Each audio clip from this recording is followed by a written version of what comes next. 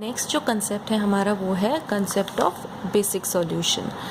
Basic solution की हम बात करते हैं जब भी हमारे पास नंबर ऑफ़ वेरिएबल्स ज़्यादा होते हैं और नंबर ऑफ़ इक्वेशंस कम होती हैं, या फिर नंबर ऑफ़ वेरिएबल्स और इक्वेशंस सेम होती हैं।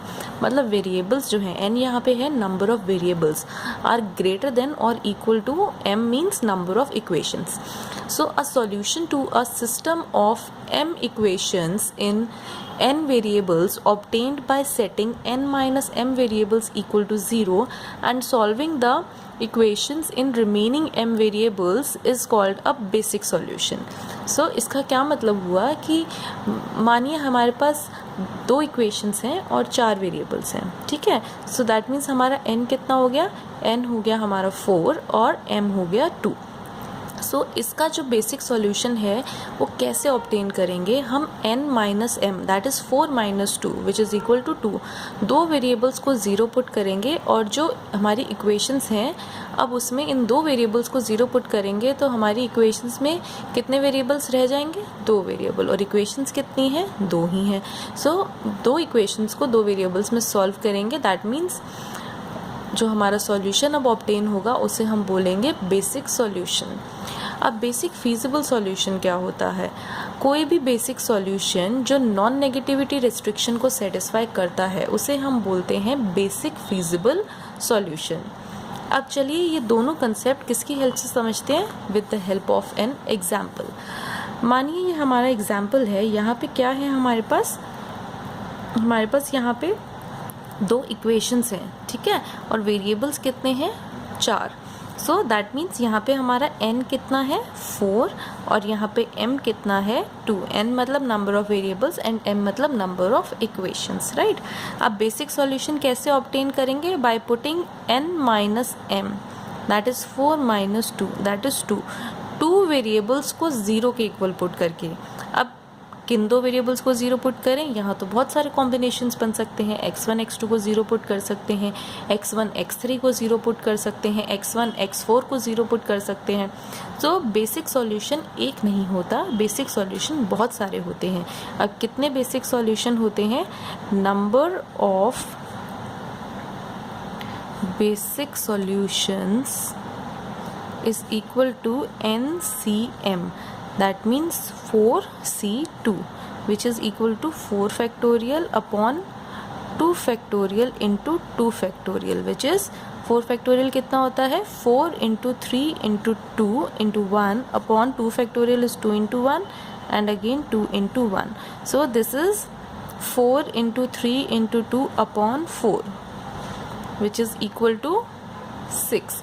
So that means यहाँ हमारे टोटल 6 सॉल्यूशंस होंगे, ठीक है। अब वो सॉल्यूशंस, अब ये 6 सॉल्यूशंस निकलेंगे कैसे, देखिए इसमें हम, हमारे पास ये जो दो इक्वेशंस हैं इसमें हम केसेस बनाएंगे। केस 1 में हम क्या करेंगे, या फिर आप कह सकते हैं पहला सॉल्यूशन कैसे निकालेंगे, हमें दो वेरिएबल्स को ज़ीरो पुट करना है। सो हम x1 को ज़ीरो पुट करेंगे और x2 को ज़ीरो पुट करेंगे, ठीक है। सो अगर मैंने इसमें x1 और x2 को इन दोनों इक्वेशंस में ज़ीरो पुट किया, सो दैट मीन्स हम क्या निकाल सकते हैं, x3 की वैल्यू और x4 की वैल्यू।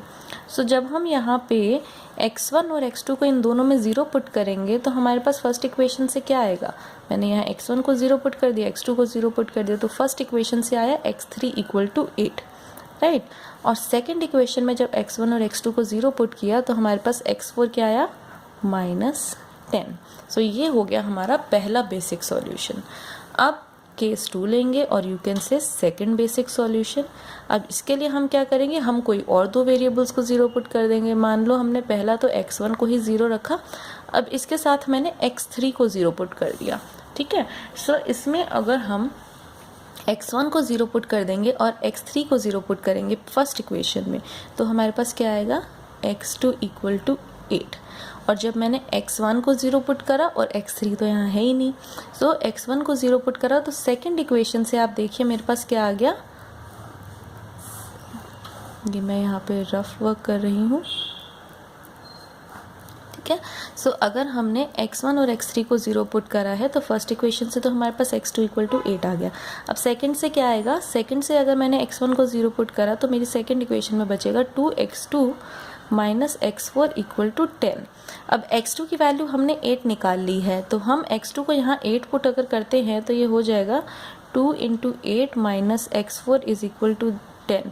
सो इसका मतलब हमारे पास x4 क्या आ जाएगा, 16 यहाँ और 10 यहाँ, तो x4 हो जाएगा 6। सो दैट मीन्स मेरी x4 की वैल्यू आ गई 6। तो इसी तरह हम इसमें टोटल 6 केसेस बना सकते हैं। इसी तरह हमने तीसरे केस में x1 को 0 पुट कर दिया और लेट्स से x4 को 0 पुट कर दिया, और हम क्या करेंगे, यहाँ x2 की वैल्यू निकालेंगे और x3 की वैल्यू निकालेंगे। इसी तरह हम केस 4 ले सकते हैं। केस 4 में क्या होगा, अगेन हमें कोई भी 2 वेरिएबल 0 पुट करने हैं। लेट्स से हमने x2 को 0 पुट कर दिया और x3 को 0 पुट कर दिया, और हम बाकी जो बचे हुए वेरिएबल्स हैं x1 और x4 की वैल्यू निकाल लेंगे। इसी तरह हमने केस 5 क्या किया, केस 5 में हम x2 को 0 ले सकते हैं और x4 को 0 ले सकते हैं, और हम इसमें x1 की वैल्यू निकाल लेंगे और x3 की वैल्यू निकालेंगे। और जो हमारा लास्ट केस है केस 6, उसमें हम क्या करेंगे, केस 6 में हम x3 को 0 लेंगे और x4 को 0 लेंगे, और हम निकालेंगे x1 और x2 की वैल्यू। सो हमारे पास यहाँ कितने बेसिक सॉल्यूशंस हो गए, अब हमारे पास यहाँ 6 बेसिक सॉल्यूशंस इस तरह से आ जाएंगे। अब इसमें से वो सॉल्यूशन जो नॉन नेगेटिव होंगे, जैसे कि हम ये देख सकते हैं, ये जो सेकंड सॉल्यूशन है ये नॉन नेगेटिव है। सो इसी तरह हम काफ़ी सारे सॉल्यूशंस निकालेंगे। सो उसमें जो भी ऐसे सॉल्यूशन होंगे जिसमें जितनी भी वैल्यूज़ हैं वेरिएबल की वो नॉन नेगेटिव होंगी, उसे हम बोलेंगे बेसिक फीजिबल सॉल्यूशन। सो ये 6 के 6 बेसिक सॉल्यूशन हैं, पर इसमें से कुछ ही बेसिक फीजिबल सॉल्यूशंस होंगे, जैसे कि एक सॉल्यूशन ये है जो नॉन नेगेटिविटी रेस्ट्रिक्शन को सेटिस्फाई कर रहा है।